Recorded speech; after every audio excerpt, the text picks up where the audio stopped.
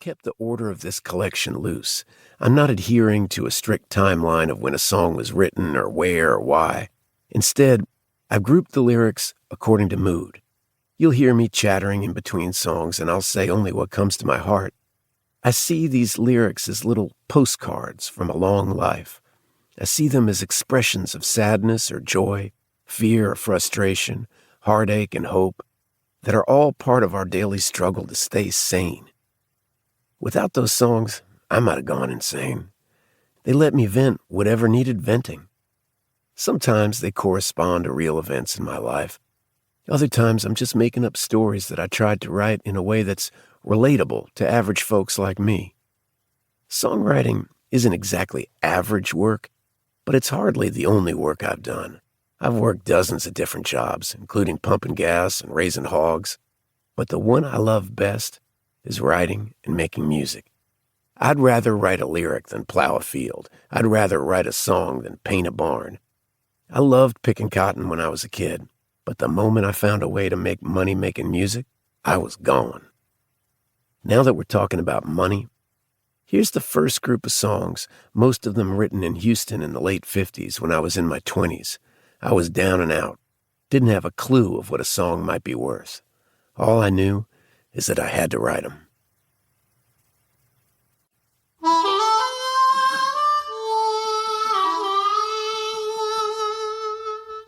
$50 a song.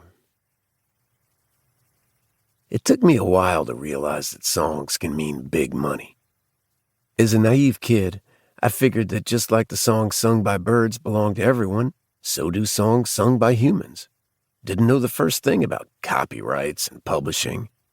Maybe because songs came to me so easily, I never considered them work. Consequently, I didn't understand their monetary worth. I barely had enough money to buy food and pay the rent, so hiring an attorney was out of the question. Besides, I didn't know any.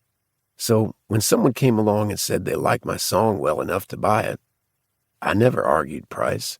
Or if artists I admired said they would record my song, I wasn't about to ask any questions about ownership or royalties. I figured that, at least in some way, I was being paid in hope. And hope was what kept me going. Nightlife.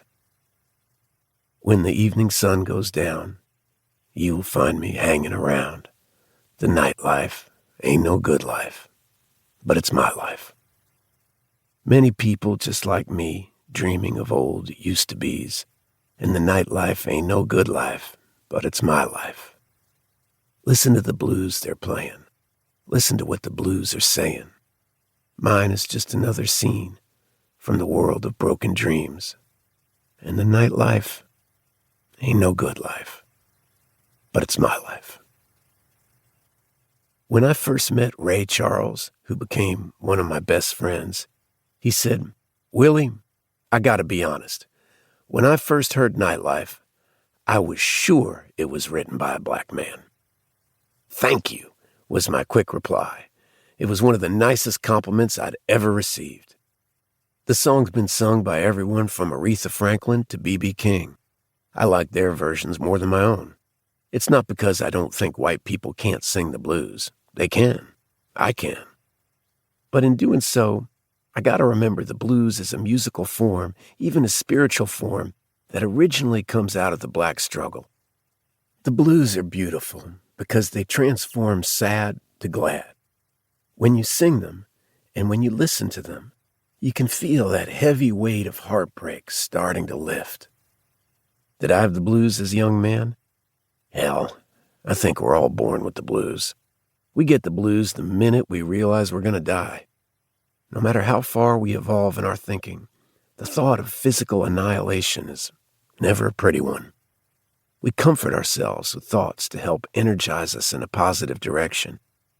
I personally believe in reincarnation, but even though I look forward to slipping into a different form, doesn't mean that I'm eager to slip out of this present form. Yes, night is followed by day, but that new day, for all its golden glory, will, like butter, soon melt into the darkness of night. Funny how time slips away. Well, hello there.